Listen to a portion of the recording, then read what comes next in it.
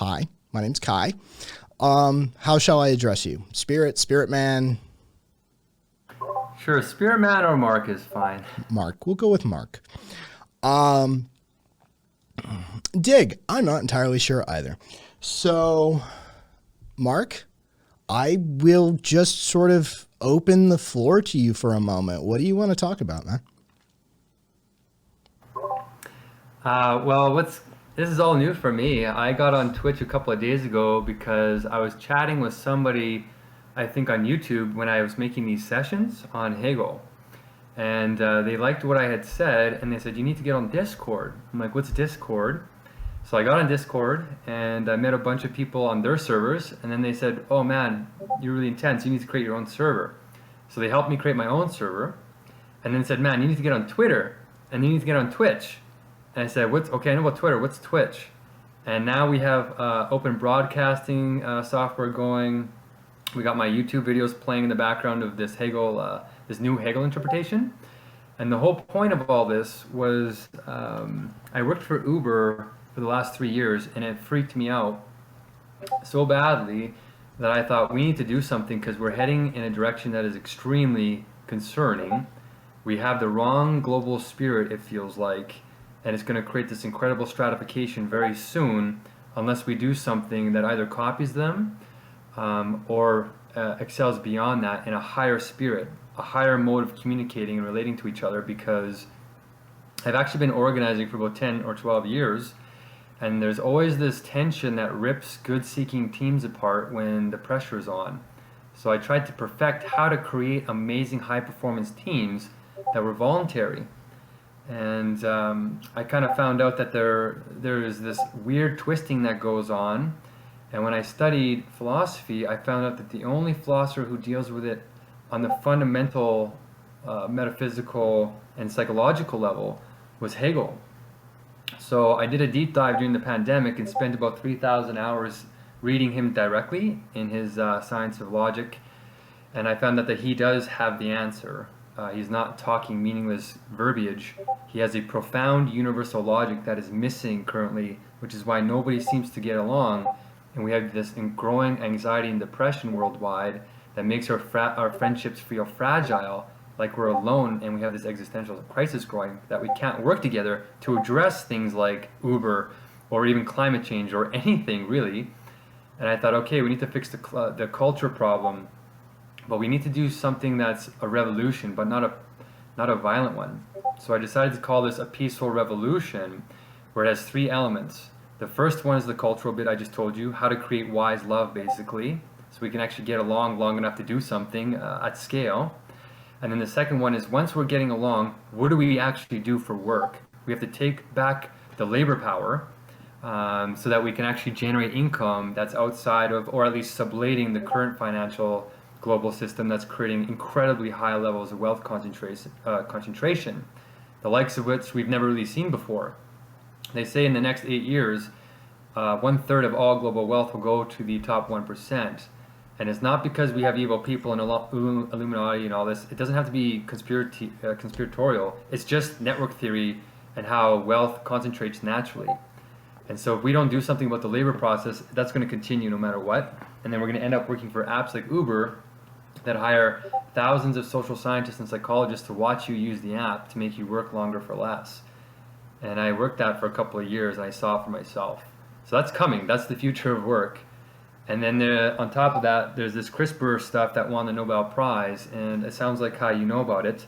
But if we don't get the CRISPR cures, at least the patents, in the hands of the public, they're going to make trillions and trillions of dollars off of human suffering. In fact, 75,000 diseases can now be cured, and it's only a matter of time until they're turned into profit-maximizing events. So we need to start our own CRISPR labs that are under these global, worker-owned, cooperative, social enterprise systems if we're going to turn this around. So that's where I kind of come to Twitter and Twitch to try and meet people who have the sort of desire and the capacity to sort of start at a high level and really make this a practical reality using our new global platforms that none of the leaders of the past really had. So we have an opportunity like never before. And somebody said I should check out the politics tab, and you were there. And there's something about your vibe that just said this guy might be radical enough to have wisdom and know what I'm talking about, and or at least critique it to make sure that I've done my homework. So thank you very much for actually taking my messages. I have to thank all the people who have gotten me this far, because I got a little bit of a cheer team now. So I just want to say thanks, Kai. Okay, so we'll start at the very top. We need to customize your notifications for Discord so that we don't hear every message come in for every server that you're attached to right now. Because I'll tell you right now, chat is losing their fucking minds having to hear all these messages. Sorry, it's very busy. I got lots on the go, so I don't know how to work it. I just got on it, right? So what do I do? Well, it depends where the messages are coming from. Are you on a call with all of those people at present? Yeah, I got 5 live streams going. So Okay. Twitch, YouTube, Zoom, Facebook, Discord, and I'm trying to get Reddit and TikTok. But Okay. yeah, I got 5. Whoever got him connected to Discord, you know what you must do. Get him on, fix his notification sounds. He's getting notification sounds for everything. All right. The messages are coming from the house. All right. So with that addressed, we'll start at the top, because basically, look, we can address the latter stuff later. Let's do this in order. Let's start at the top, because the cornerstone or the keystone of this project is this revelatory knowledge from this 3,100-hour expedition into Hegel that you've taken. What is the revelatory information? What is the methodology? What is the art to the craft that's going to hold large-scale human beings together in a cooperative rather than competitive format? It's literally just logic. And I found on your channel the notifications. I muted yours, but how do I do everybody's? Do I have to go one by one and mute them all? The channels, yes. Okay, I got like 10. They've been really signing me up. Earbuds would be easier for now. Okay, one sec. I'll put them in there. But I guess to answer your question, while I'm putting this in here, sorry, chat, if you're losing your minds. I'll get this on tab here. Hold on. Okay, is that better? So much Okay. better. Rad, you can find somebody tell the ones that literally left to, like, they can come back. The ones that like stepped away. Yeah. Somebody in chat fucking literally like, yeah, people are, I can hear my own thoughts now. Yeah, that was slowly driving people mad. Hey, Deirdre. Okay, so yes, so what are you proposing? How are you going to get this global reformatory, like trivium-based pedagogical style implemented? Because if it's as simple as teaching logic, grammar, and rhetoric, right? Like if we're just going back to a trivium education, then that's a well-known pedagogical style. How do we return to that? How do we undo the harm that's done at the same time as counter those forces? Because the people that you're opposed to, the power forces, the entities, are going to be at least aware. Amazon knows when union organizing happens, and they take counter revolutionary steps to oppose that. How do you propose we implement this global stratagem of a new pedagogical style at the same time as surreptitiously doing it? Oh, wow, that was great.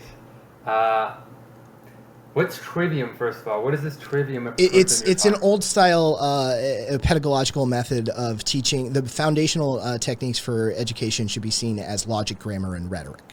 So if you teach a child how to think, how to speak, and how to have a discussion back and forth, and how to, like, basic Kantian interpretation of Hegel, right? The synthesis. If you can teach them how to achieve synthesis, then they're off to the races. Then you can teach them engineering or whatever you fucking want to teach them down the road. But the concept behind that is the core of education should become this triumvirate. And so if you're hearkening back to a return of like this particular style of learning as this core concept that's going to become the harmonic that binds humanity together and allows us to achieve these grand scale macro oppositions to authoritarian forces throughout the world, how do we do that?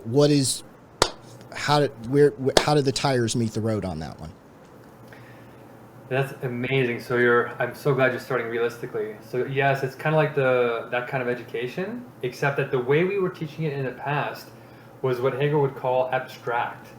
So what we need in the world today is an incredible amount of concrete thinking that takes those three areas and shows that they're actually one logic. It makes it incredibly easy to learn basically the sum total of all human knowledge in a very simple logic, which of course we know is the thesis, antithesis, synthesis. But when you talk about that triad, it itself is abstract that it doesn't seem like anybody would ever want to apply it, and it seems tedious. Hegel himself calls it trite, and he blasts Kant for applying it. And he says, look, I don't use the triad. We don't use thesis, antithesis, synthesis in his system. But that's only what he says in the preface to his first works. What he actually says is that it's the dead way of applying the triad that's the problem. And that at the end of his system, if you can endure it, he actually endorses the triad, but you have to do it in the living way. So what we have to change about what is called the trivium education is we have to make it living. So logic, the way we think about it now, is so tedious and boring, nobody wants to do it. That's why it's not actually happening. So how do you make logic living? Well, you have to introduce the universal version of it, which is what Hegel's science of logic is. But when you look at the science of logic, it's regarded as the most difficult text ever written by a human being. I don't know if you've ever tried to read it, Kai? Yes, but here's I'm gonna roll you back again. I get it. There's secret knowledge contained within Hegel that may be the key to saving humanity. I'm not opposing that, and I don't really need to know more about it, frankly. What I need to know is how you plan on implementing this knowledge. How do you get this into the hands and the heads and the hearts of a farmer in China, a blue-collar worker that's been laid off in the Rust Belt, a Beverly Hills heiress who's never had to work a day in her life, a politician who's a lifelong politician and is embedded, a lawyer who's working the Manhattan Circuit Court? How do you propose to get this knowledge, this transformational knowledge into use? So that's what I'm working on now. Is I actually created a 38 session of Spirit course where we're actually teaching Hegel in a bunch of different ways that appeal to all those demographics, and they're like exact contradictions. Does it teach to a 4-year-old? Yeah, actually, there's a section on the website that says, what's the point of this? And we boil it down on 5 levels. Where's the website? The first level, the one is called wewa.com, wewa.com. That's what I had that's what I was using when I had a hunger strike. And now I'm just using YouTube. So if you go to YouTube and type in Hegel SOS, you'll pull up the sessions I put on there, and the titles are kind of a little bit sensational. But they're actually true. Wait, YouTube, or you? Yeah. Okay. So what's your where's your Spirit? Okay, I see your channel. Yeah, my links are on the. It might be on my Discord actually, but if you type in Spirit Peaceful Revolution, it pops up my channel, and I put the hunger strike videos there, and I also put the sessions of Spirit. Go to playlist actually. Up at the top there. This one? Yeah. Yeah, and then Sessions of Spirit is the first one. So I got 20 videos in there already out of 38. So I didn't record the first 10, but people really wanted me to start recording them because they were going to miss them. And so I thought people really need this. But the views are starting to grow. But people who are philosophers are starting to notice right away that something's very different about this way of teaching Hegel, where we're crossing impossible divides. So what I'm saying is I don't think it's going to appeal to everybody at first until we start making them more refined. But I'm hitting the big dialectics that have been standing for like 2,000 years, like the one between religion and science, or religion and philosophy, or between art and science, or logic and feeling. You know, like all these long-standing oppositions that tear our society apart and makes them, you know, it's like a divide and conquer kind of thing. The other thing that I make central in all of the 38 talks is that there is one part of the universal logic that is absolutely missing and is key, and more than anything has to be taught first. And that thing is called sublation. So I don't know if anybody has read Hegel or if you know what I'm talking about, Kai. Have you heard of, do you remember sublation? No. You now what I want you to do is try. Teach. So Hegel says there's two types of thinking. There's ordinary thinking, and then there's genuinely philosophical, wise thinking that he calls speculative thought. So all of us are right now in default mode ordinary thinking, which he calls abstract thinking, where when you are processing information, you are actually performing the universal logical step of abstract negation. So that causes separation, meaning that because you don't know its opposite, which is sublation, which is a return to self logically, all you can ever do is negate things around you. And if they sublate or they become integrated into you, it's by accident, which is why our friendships are so fickle, because we don't have intentional friendships. They're just accidents that we think we're designing. But the only time you're really truly rational and conscious is if you grasp sublation, which is the first negation, negated.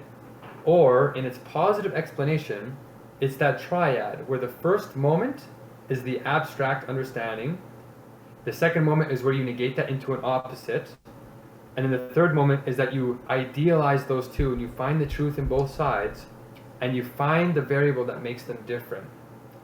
Then that brings you to a transcendental point of view, which is the point of wisdom. At first, for ordinary thinking, they're not going to get it.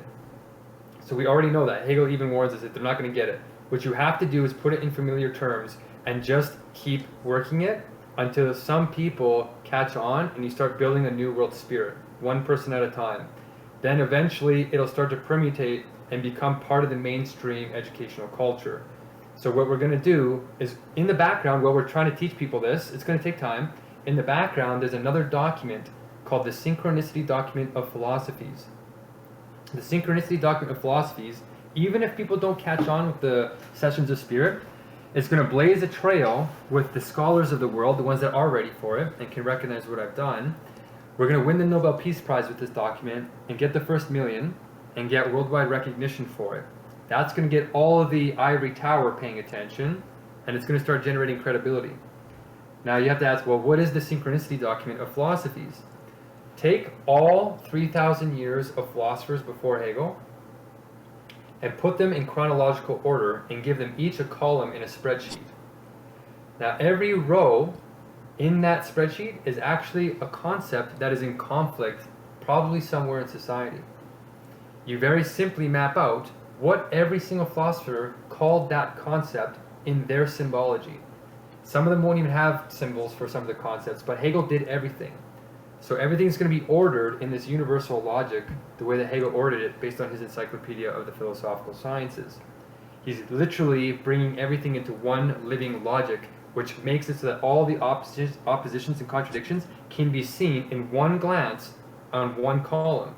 But then you can go to all the other philosophers, your favorite philosophers is like, what, 1,000?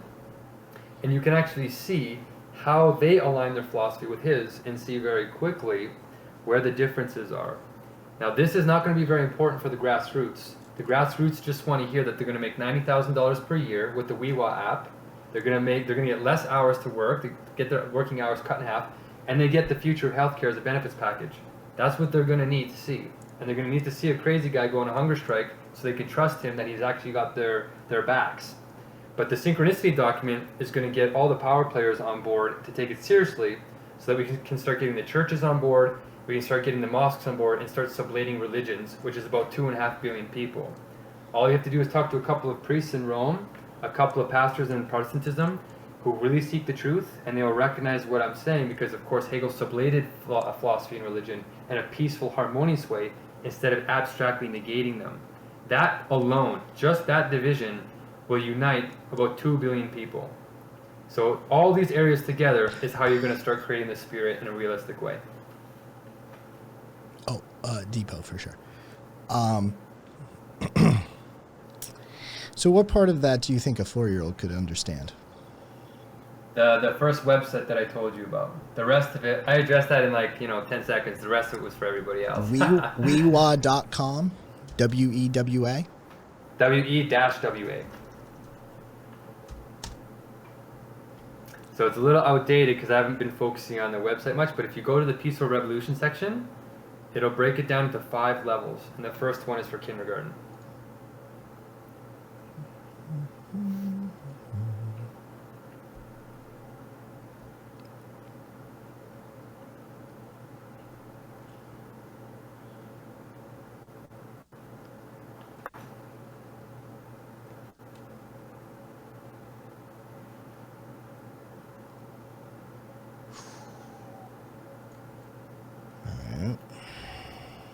So you're right, you're thinking on the same level, right? It has to be at different levels of competency. And I tried. It's going to get better, but I tried. So I'm 100% on board with you that we have to teach, we have to find customized ways to meet people where they are. And with my limited capacity right now, I've started, but we need people who like you that understand why this is critical. The marketing is absolutely critical. That's why I've kind of taken such a broad sweep to try and get people started.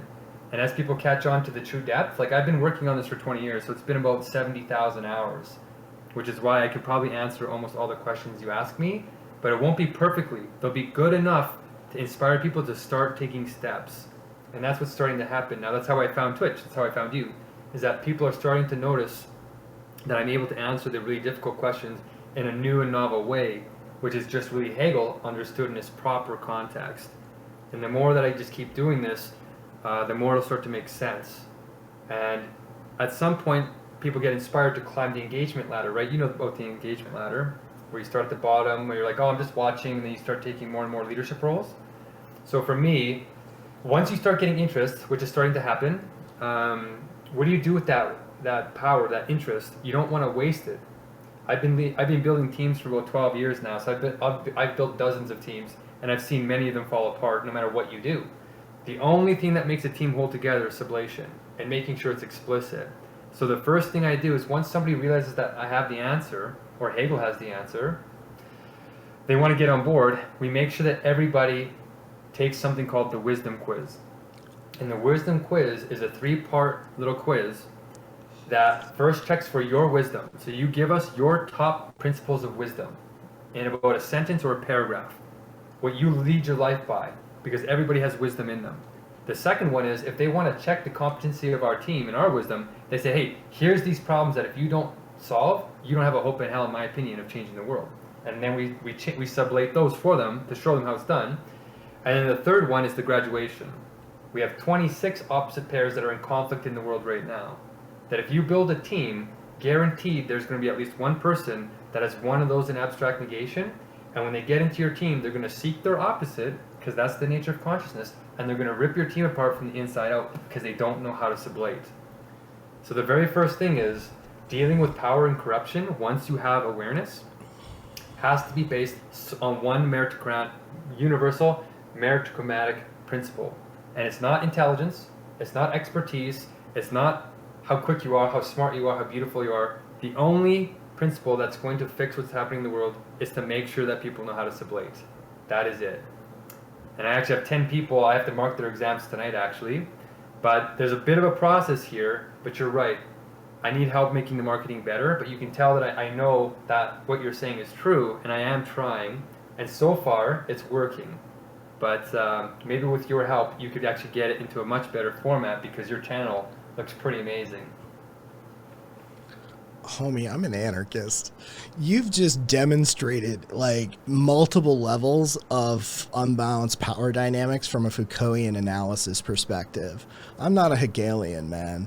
Like, at the end of the day, I am an old school anarchist to a huge degree in this capacity, and I'm seeing not a distributed topology, but I'm seeing a decentralized topology, which is all well and good, but there seems to be a cluster of power that are irregularities that I'm already uncomfortable with in this dynamic of this organization. So, like, you have to understand, like, my community's super skeptical here. They're trying to figure out whether you're trying to start a cult or whether it's just some other manifestation of pathological personality disruption. But that's where chat is at this point, is they're trying to figure out what exactly this level is. But the truth of the matter is that you've used a lot of words to say not a whole lot. The truth of the matter is that I want to know, how does this do anything? Because from an anarchist perspective, what you've recreated is essentially electronic syndicalism at best. And at worst, it's a pseudo-religious interpretation of an app-based syndicalist organization. So I applaud the worker, the co-op thing, but at the end of the day, most anarchists are about anti-work anyway. So we want the elimination of this system to start with. So what we see is a buttressing of it rather than a true removal of it and replacement therein. So there's multiple points along this process that we have concerns as a community of anarchists, and especially myself. But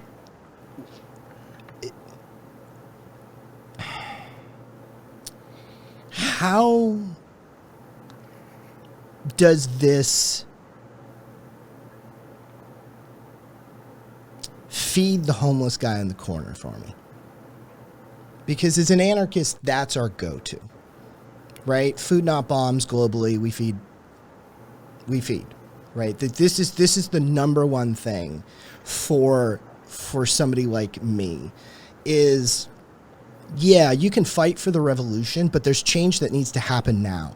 And what you're talking about is deeply speculative, deeply hypothetical, deeply cerebral, right? And requires organizational change of the human social structure on a global scale, as at a macro and micro scale, which is going to take time. It's going to take generations probably, because people have inbuilt biases that they've grown up with. We see it all the time when we're trying to demonstrate hierarchical thinking versus hierarchical thinking, which, you know, you've already demonstrated in the biased language that's been chosen for how the interaction between people in your group speaks. Right? Like, it's difficult to get outside hierarchical thinking processes when you've been encapsulated in them in your entire life. And we see that difficulty on a regular basis. And you're talking about a fundamental change in sort of socioeconomic and political interpersonal relations on a global scale. And so these changes are going to take a very long time. And while that's an admirable long-term goal, the fact of the matter is that somebody probably just died from rationing their insulin. Somebody just died from a preventable illness. Somebody just died from starving on the street corner, right? Like, there's a kid who's going to bed hungry right now. How does this address any of that in real time? Wow, Kai, I have a good feeling about this, that you are asking all the right questions right off the bat. Okay, so to try and address some of that in an order, about the cult stuff and the personality disorder. So I actually preempted this because, you know, Hegel says and Foucault says and anybody says when you challenge the hegemonic structure, the first thing it does is it negates you and discredits you, right? And usually you end up in a mental hospital where you get stripped of your competency rights, and then you're effectively neutralized. Yes, but there's also the other side of that coin, where if you're going to make extraordinary claims, you have to provide extraordinary evidence. And you're making personal claims. You're making a rhetorical argument based upon your supposed knowledge set and revolutionary modern interpretation of Hegel. Therefore, you have to back those claims with some level of logos, ethos, or pathos, right? And so what you're hoping to do here is you're hoping to ride your own personal character, but we don't know you from Adam. So No, I'm agreeing with you 100%, right? So in terms of the cult thing, you're going to get negated, and Hegel says you have to be ready for that. And so I said, yeah, no problem, because you're right. Cults do start up in this kind of way if you don't have universal logic that is self-determining.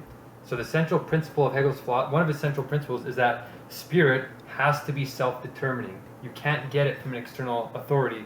You have to get it for yourself. It can only be thought by you, and that's what I think anarchists are trying to preserve.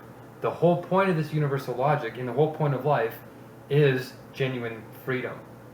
Not abstract freedom, genuine, concrete freedom, universally for everyone, which I think is the anarchist creed. That's why I think we're going to sublate here. That's what Hegel says the point of the state is that it's supposed to support the individuals in their destinies of individual freedom, thinking with universal logic. The supersensuous essence is what keeps you in the unity. But you can have infinite particularities in the sensuousness because it doesn't matter. You don't have any icons or idols that are sensuous to worship. You worship them all because they're all in the essence of this supersensuousness, just pure logic. But it's universal.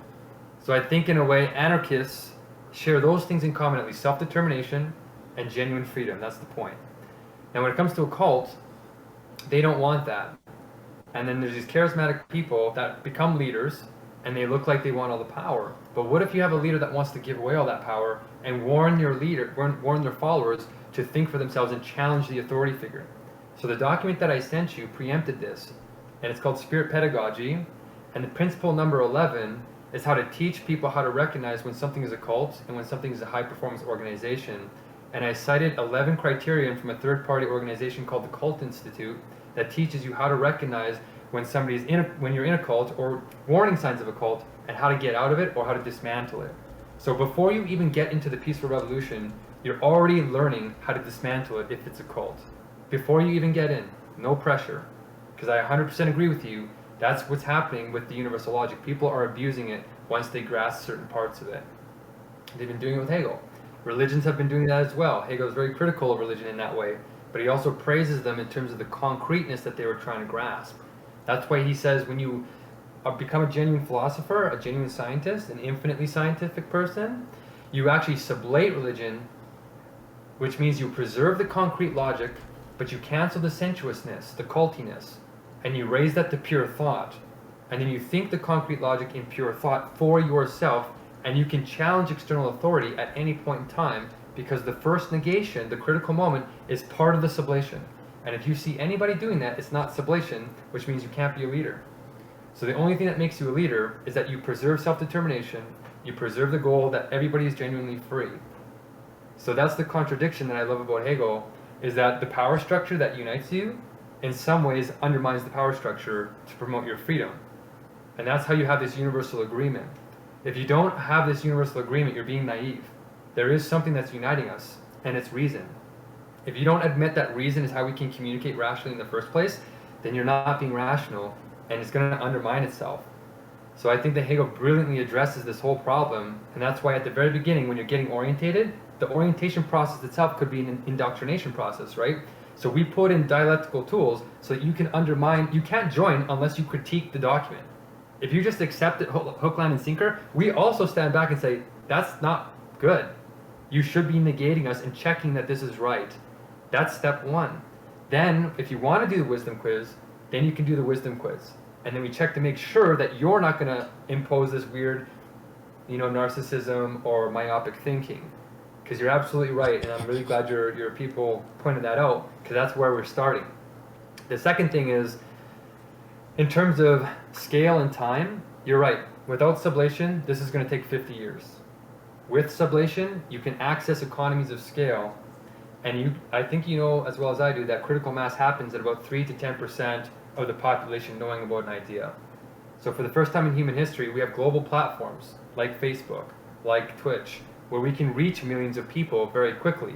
In fact, you and I by ourselves already have probably hundreds or thousands of people. And if we got them to message one person, you will have 6 degrees of separation covered in literally perhaps a year. You still have not successfully explained sublation to the point where chat has been repeatedly asking, what the fuck is sublation? I know, but hold on. So that's the hard part, right? I knew it was going to be a hard part. So that's why I give you 38 ways to look at it, and it's one of them might resonate with you. Hegel says you can't absorb the universality of it until you see it in your mode. So that's why I've done New Age, I've done Christianity, I've done Buddhism, I've done atheism, I've done them all. I've done capitalism, socialism, and communism. I sublated all three of those. So if somebody asks you, hey, are you a communist? Hey, are you a capitalist? Hey, are you a socialist? Hey, are you an anarchist? You say, actually, I'm all of them. And they say, that's a contradiction. And say, that's the point of speculative thought. Universal logic is the only thing that can make those moments ideal on the same circle of reason. So what you do is, capitalism comes first, and you turn it into its opposite, which is socialism.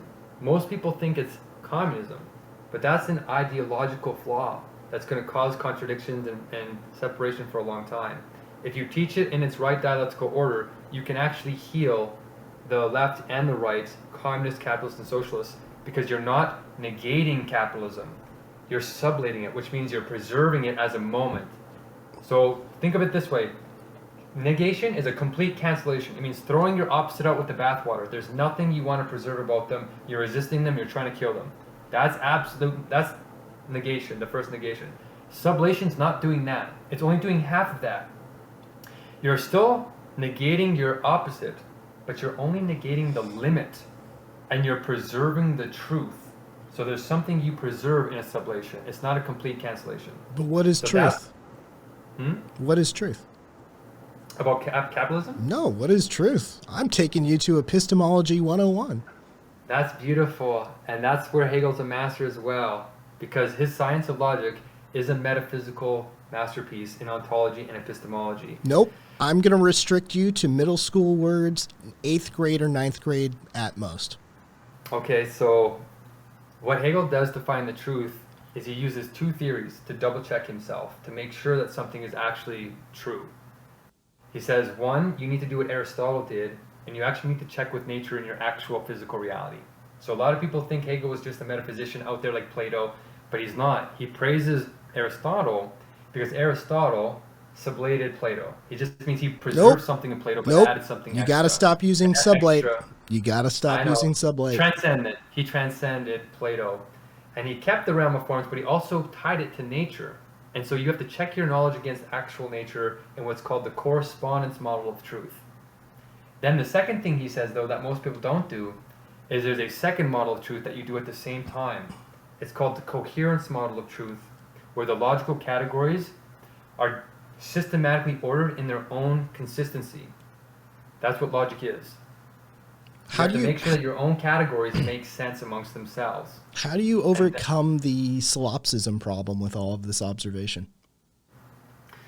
Because when you achieve higher levels of awareness, you realize that your consciousness process involves the other always. Like, we know that a human being that grows up in a forest doesn't actually become self-conscious. They actually become feral children. No, and they adopt patterns around them. No. You've just violated one of my only cardinal sins here. You've asked for the miracle. Here's the thing. We don't know the nature of reality. Anyone who makes any claim to know the fundamental nature of reality might as well tell me they know the name of God. That's what Hegel does. Then congratulations, you're listening to a crazy man. Because that is no, it isn't.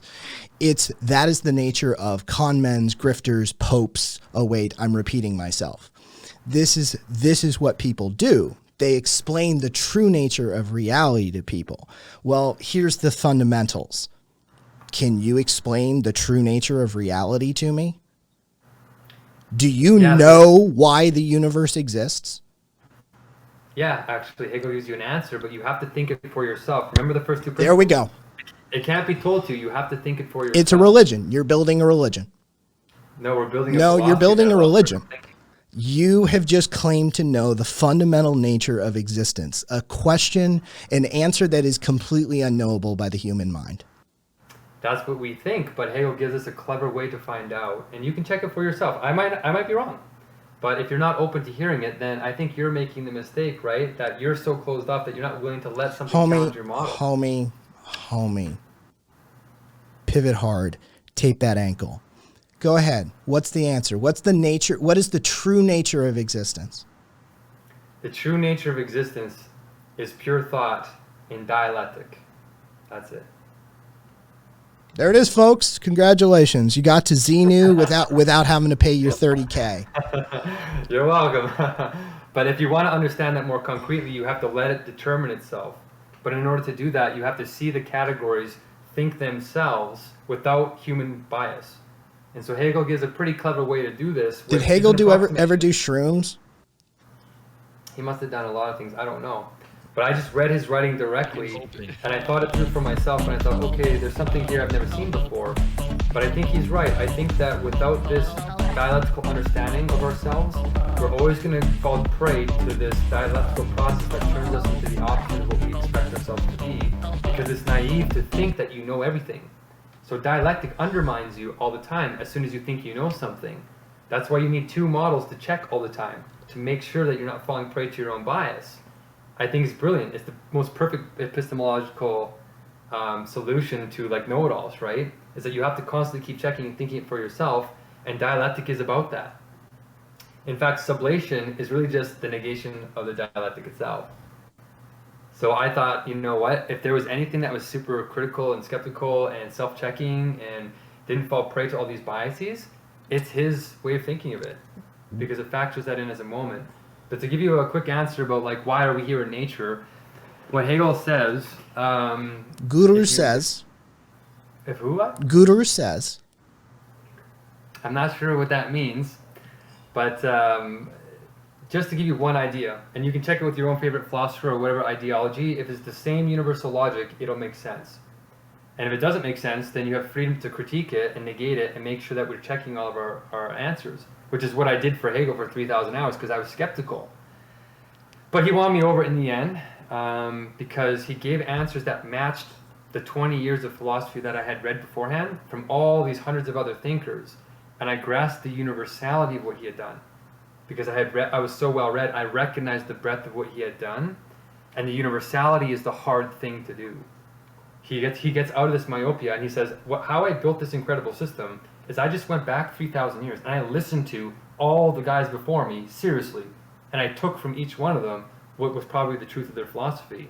I'm standing on the shoulders of giants. That's why I got to where I am. I think we need to have the humility to do the same thing. That doesn't mean submit, right? Because the first principle has to be self-determining. So he says, you have to think what I'm saying for yourself. Don't just trust me. Don't stay in faith. He says, faith is just the foundation. You're supposed to think it for yourself. That's what spirit is. That's what genuine philosophers do. And I just can't help but think this is like... What part of the country do you live? I live in Alberta, Canada. Somebody check if we got a Food Not Bombs up in Alberta. Homie, you need to go make a sandwich. I'm a vegan, and I'm Food Not Bombs. Food Not Bombs is a vegan organization that uses free cycled and dumpster dove food to provide for homeless and people who are hungry. So we need to get to the homeless part yet, but that's great. We need to get you out making a sandwich. This is ridiculous at this point, homie. Like you need to remember what actually matters. Well, I didn't get to the last part of your question, the practical and the homeless. So I ran an organization called Make Poverty History for 10 years. So our goal was to address global poverty, but also local poverty in Canada. So we actually ran a lot of soup kitchens. We did a lot of... so go back to doing that. We did a lot of stuff. Go back to doing that. Well, I did it for 10 years, and I found that it's never going to actually get solved. Because it's not... The way the structure is designed at the macro level, is that it's actually creating it. So we have to do something at the macro, like you said, but also the micro. We have to do it all. So I'm just going wherever you want me to go. I've thought about it all. And I think you're absolutely right. Your questions were spot on. So, I mean, that's why I'm addressing them systematically to show you that, yeah, we have hit all these points. Because there's a certain kind of hopelessness that comes over you. No, you haven't actually hit all these points. Like, there's a lot of shit here that you're talking about this one man who, this is the part that you couldn't understand is because I said it like a native Hindi speaker would say it. I said, Guru says. Oh, Guru. Okay. Because that's your response to everything. That's the response for a Sikh is Guru says. Why do you believe that? Because Guru says. Why is it that way? Because Guru says. It's Guru says. That's the response. Everything for you is this hierarchical callback to this dude who did a review of other people's work, and you have a resonance with what he's pulled out through the filter. At the end of the day, can you name, like, I don't know, 5 other philosophers that have had an impact in this arena that, like, Hegel clearly pulled from? Yeah. I mean, there was requests for 20 from some of our more learned listeners, but... Okay, let me go. I'll do it. Okay, so let's start from the top. So he pulls from Confucius, Parmenides, Zeno, Leucippus. He pulls from Anaxagoras. He pulls from Socrates. He pulls from Plato. He pulls from Aristotle. He pulls from the Stoics. Not Marcus Aurelius. He pulls from Jesus. He pulls from the Neoplatonists like Proclus and Plotinus and Iamblichus and Damascus. He also pulls from the Scholastics a little bit. He was very critical of the Scholastics, like Anselm Aquinas. 1,000 years of Scholasticism, he said, was actually postponing philosophy. So there's probably 20 there that I'm not going to mention. But then he talks about Bruno, Vivaldi. He talks about Descartes. He talks about Jacob Bohm as Germany's first true philosopher. He then talks about Leibniz. He talks about Jacobi. He talks about Kant. He talks about Fichte. He talks about Schelling. And that was basically everybody. I looked at his history of philosophy and I counted them. There's about 115 from his own history of philosophy where he shows how he went through all their systems to make his own. And yet you still can't counter this one person in chat who is an egoist and a solipsist.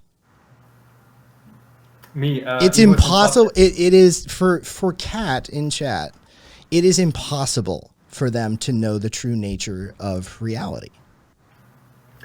Well, that's true. We're approximating it, but there's 2 ways to approximate it. And then that's no. You promised me the true actual nature of existence. Oh, you're talking about 100% certainty. Yes. Well, okay. How are you overcoming the certainty gap with all of this? I'm not going to promise you 100% certainty, but I'm going to tell you that Hegel got pretty far. And how do you approximate that percentage if you don't know? Because of all the other philosophers I read over 20 years. If you don't know the nature of existence and the concept of infiniteness is considered within the possible nature of existence. Yeah. How do you approximate an estimation considering infinite is on the table? Well, you're making the epistemological claim that unless you know everything, you can't know anything. So is that what you're saying? No, what I'm saying is you're claiming to know everything. No, we're agreeing now because I'm saying what you're saying. If you agree with that first postulate, then yeah, I think we're thinking the same thing. How do you claim to know the nature of existence? You can't overcome an egoistic / solipsist argument. Well, how you start it, Hegel or not, he says you have to, I think what we have to do is we have to repeat what Descartes did, but go further than Descartes' skepticism. And he says, well, if I can't trust my senses, my ego, right, what can I trust is a true foundation of actual knowledge? And he says, I think, therefore I am. Pure thought thinking itself, because even if a demon tried to trick me that I'm not thinking, I need to be thinking to know that. So I think it's pretty clever. But Hegel says, and I agree with Hegel, he's the only one that said this, so I can point to him, because he's the only one that said this. He said, actually, Descartes makes an assumption that his ego doesn't want to face, and that's that the ego exists at all, that the ego is needed to do the thinking at all. It's the biggest blind spot of the ego that not even Descartes caught. And I couldn't believe how amazing it was that I think he's correct. You have to negate even yourself. Why does thought need a self to think itself? Why doesn't just thought think itself? So instead of I think, therefore I am, for Hegel, it's thinking, therefore is. Truly presupposition, no ego, no assumptions. Literally starting with absolutely pure nothing, absolute negation. And he says that's the only way you can start real knowledge, or at least get closer to it. And so something that a human being can't achieve. Got it. Well, he says you've got to try. And so he says when you try that, at least you get closer. So all I'm hearing is that you should probably just do lots of acid and shrooms. Because ego death is... You're supposed to think logically. Ego death is one of the first things that happens on on entheogenics. So why don't you just advocate for the shortcut? Well, I did ayahuasca 3 times, so I know exactly what you're talking about. But what happens is when you go into the hyper world, right, you end up knowing, right? But when you come back, it becomes indeterminate. So you can't keep speaking, but you know it. So then when you try and share it, it comes out in a less profound way. It comes out kind of like, kind of a little bit empty. Do you think that this Hegelian gibberish is somehow more profound? From my experience anyway, what I remember experiencing on ayahuasca, on DMT, what his logic is doing is a fractal repeating that is kind of like those trips. And I'm like, it's just really profound. And I think he does have at least a version of what we experience on some of those trips. And he's explicated. He said, I'm just getting started. He said, this is an abundant thing. In fact, you guys are going to go farther than me. He said, I'm just getting the backbone set. And so that's where I was like, okay, so we're supposed to transcend even the master, like you said. He's not a myopic person. He said, everybody's a child of their time. He says, including me. I'm not even going to try and break out because it's impossible. But I can give you what philosophies in my time, and then when you guys come along, you can sublate him, right? But when I was on my trips, I remember this distinctive repeatingness, the fractal nature, right? The cosmic giggle. And so when you're reading this dialectical flipping of the categories, and the repeating, like the order is just kind of repeating, it's not bringing anything from the outside. It's actually doing it within itself, because you can't have something external determine something, or else it's not a part of the system. And if it's not a part of the system, that means there's a revelation. There's something that's unjustified, axiomatic. So a true system has to have its own method in itself to justify itself truly logically. And people are like, well, that's a contradiction. How do you make a system that has its own beginning as its end? Like, it's a contradiction. And he does it. He says you have to cancel the ego in this kind of ego death, and if you do it right, you get close to how to start in eternity. And he says he knows it's a paradox, but that's part of speculative thinking, that when you have absolute nothingness, when you don't think you know anything, not even the ego, there's nothing there.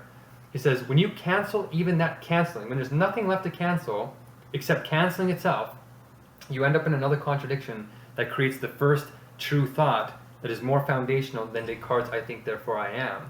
And he says, it is sheer, immediate indeterminacy. It's so little, you can't even say what it is.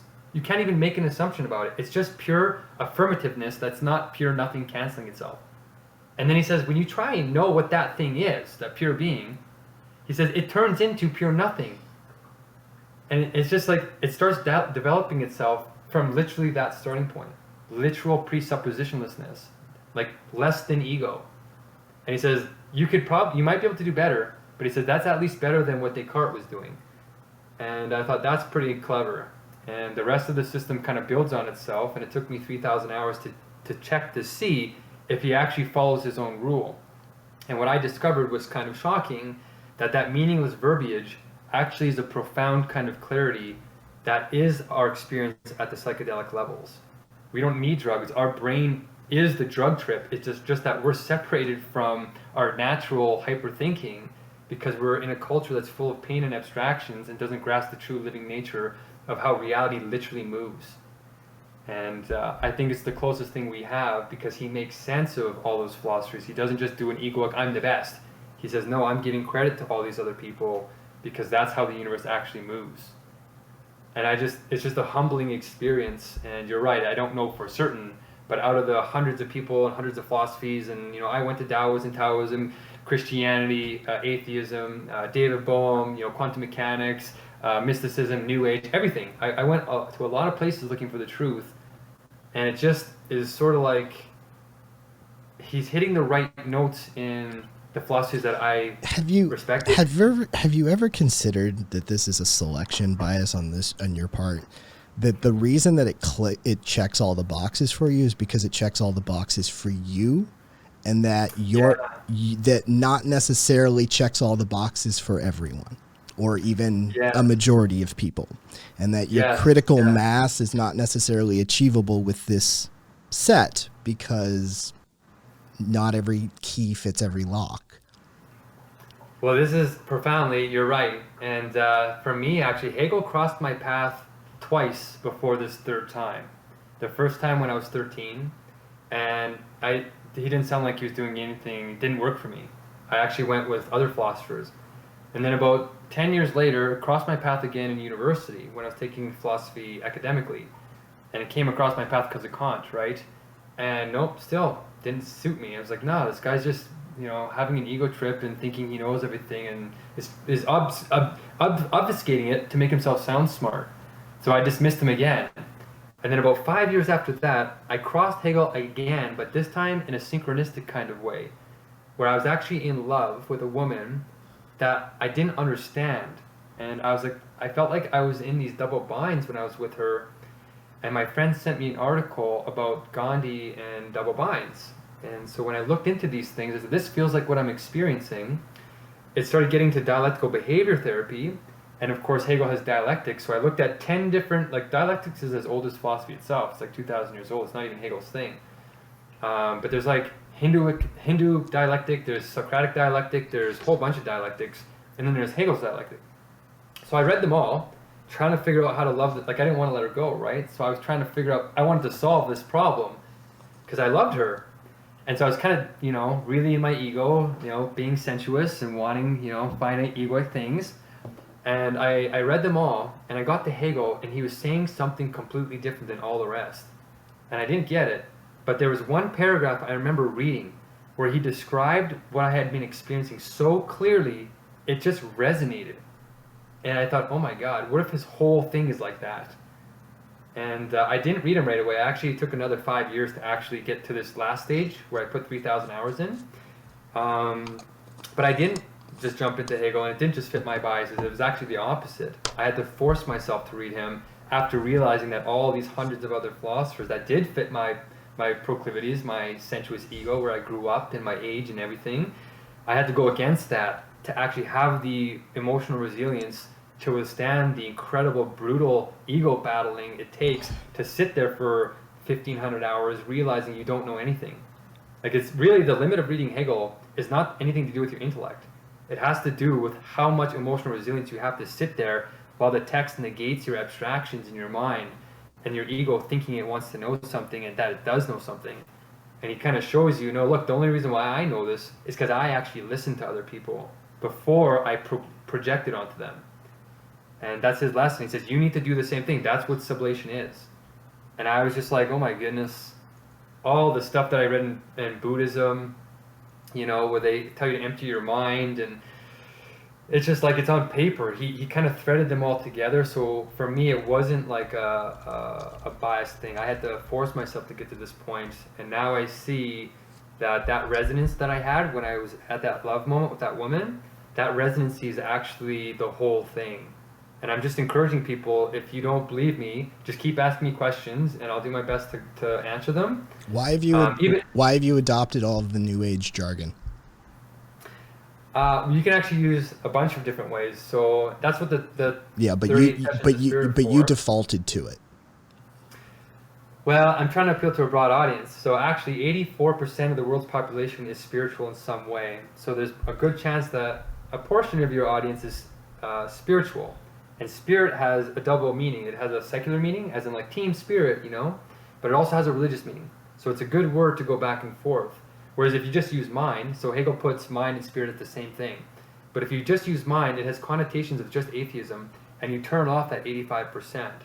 So I think Hegel is very wise to choose that word because it does have that nice double meaning. You do realize you're talking to anarchists. No God. I actually didn't know that. So no gods. No gods. No masters. If you're interested, the talk I just gave a couple days ago is called Absolute Atheism, where I explained from pure logic, no spirit or anything. We're not atheists. Huh? We're not atheists. Well, okay, so I'm just going to the other extreme. I'm saying, well, whether you're spiritual or you're atheistic, you can look at it either way. Most of us, bunch of us, we're largely agnostic because that's the sane position to occupy, is to say, I don't fucking know the nature of reality. How can I speak on the nature of God? Okay, so this is where it's going to get a little bit interesting, but in an atheistic sense, let's say, they think that the only thing that is really true about reality is logic, and that you have to prove things all the time to really know them, and the only way to prove them is through consistency and coherency, right? Modern science. And that's true. but they never think to apply that to the categories of their own thinking themselves. We take our categories of thought for granted every day because they're so obvious, right? Why would you ever think to check the coherence of your own categories of thought? But that's where, I never ever thought to do that. I've never read any philosophers except for Buddhism that said you need to question your own, how your own mind works. Never mind what you're looking at, how your mind works with nothing in it. Yeah. And Hegel says you need to pick up where that is and make it more determinate. He says his whole philosophy is basically just koans leading into other koans, because koans are to test that if you understand the speculative contradictory nature of reality. And I thought, okay, well, how are you going to put that on paper when it's the ineffable speaking? Like, it's ineffable. You can't say what it is. But he says, once you do all that canceling, and you cancel that canceling where there's like nothing there, and you get to that pure being, that is the Tao. That is the unspeakable indeterminacy. And he says, the Tao, though, the trick, though, is that the Tao speaks itself in form only. It speaks itself universally. So it never gets into itself. It moves itself as a whole. The whole thing is always ineffable. And it rebuilds its own form as this pure supersensuous logic that emanates from that ineffability. And Hegel says that's true logic. We are just a fractal, egoic, like finite, ignorant version of that in sensuous reality that's trying to reunite with itself to try and know the truth. And I have to say, like, it's just kind of like, it has a coherence to it. And I thought, okay, well, at least he's taking other philosophy seriously. And he takes this, like, ignorance part, what you're calling agnosticism, he takes that very seriously and says, you need to start by questioning everything, including your own categories. So he says, that's what you start logic with. You don't do anything external. You take what you think you know, and then watch it do it itself. You're not doing it. The categories actually develop themselves. He says it's thought thinking itself. You're not even really there when it first happens. It's eternal. So he says it's got to be eternal. So the categories think themselves into their own logic through that dialectical process. And he says that's what God's mind is. It's some version of that that's always completing itself, but you're always watching it through nature and then checking the coherence in your own mind because you're a fractal version of it returning to itself. And that coherence grows more as you are better at questioning things and putting them together in this proper sort of dialectical, critical way. And you're constantly checking. So the thing is, you can know something, but you have to make sure that you're not falling into the traps of either the abstract negation or what he calls positive identity. And as long as you're not doing those two things, you're doing sublation. You're doing some kind of speculative thinking that is the truer nature of reality. And I thought, oh my goodness. I was like you, like it kind of dots the I's and crosses the T's, at least enough to make me feel satisfied that he's done something that nobody else has really done, and it's worth looking into. I had a really good mushroom trip I came down from one time, and I was listening to Jiddu Krishnamurti, and I was pretty sure Jiddu had figured out how to heal mankind for a couple of years. How soon after your ayahuasca trips did you read Hegel? Oh, Hegel came 5 years after my trips. So it was quite a while. I came down a bit. I find if it's a good trip, it carries change for quite some time.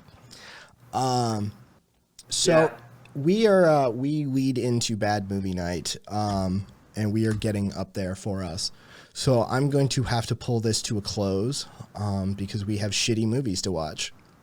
Okay, well, those are excellent questions. I felt like we covered actually what would normally take a month. We covered in 45 minutes. So I hope you're not disappointed. Like, I did have answers for everything you said, but if you want to go deeper, I will definitely answer your questions more if you'd like me to do that in written form. No, or if you want to go to the sessions, sure. No, none of that. But what I will do is, if you're up to it, I will invite you to a VC call on the server.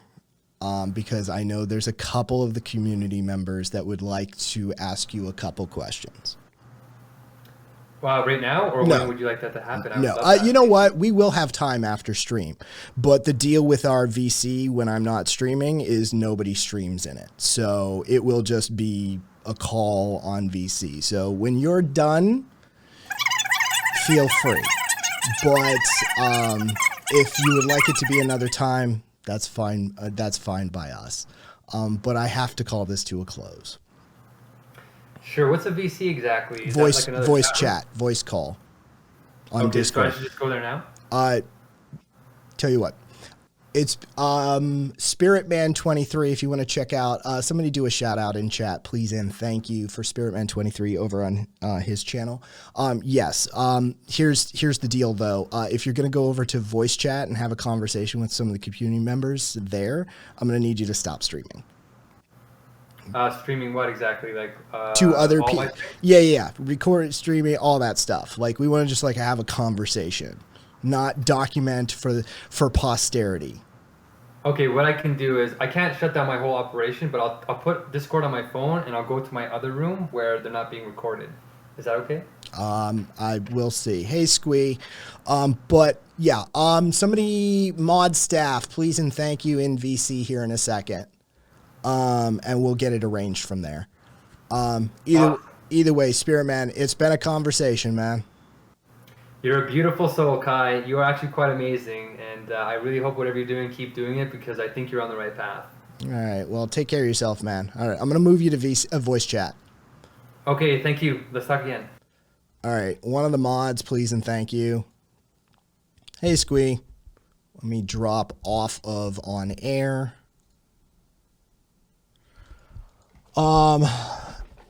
So we have what, Virus 2025 to watch tonight, the Christian propaganda film, right? I bet we could get away with watching that on air. Yeah, that's the Christian propaganda film with like the virus that is, and they're hunting Christians, but the director and like the star, she's like fucking 16 or 15. They're banging the whole time.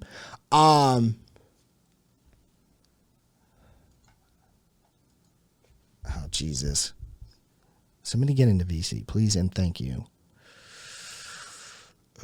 Okay, there's the shout out. I got very salty because I was listening to gibberish. You can only listen to gibberish for so long. Philosophy is where conversations go to die. If you have to have a conversation about the meaning of existence, you've already lost the conversation. There's no point there. Nobody knows the nature of reality.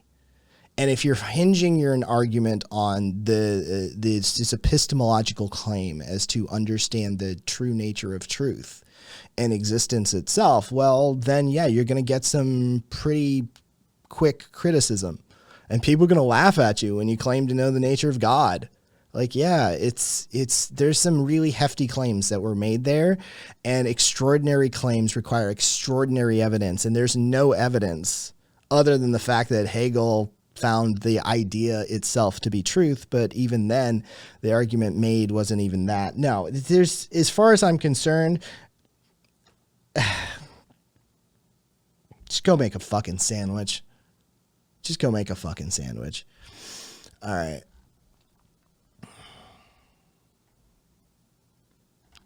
All right, I'll go over there.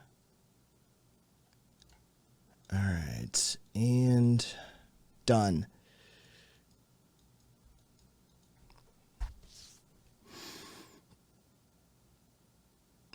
Keeps zippy.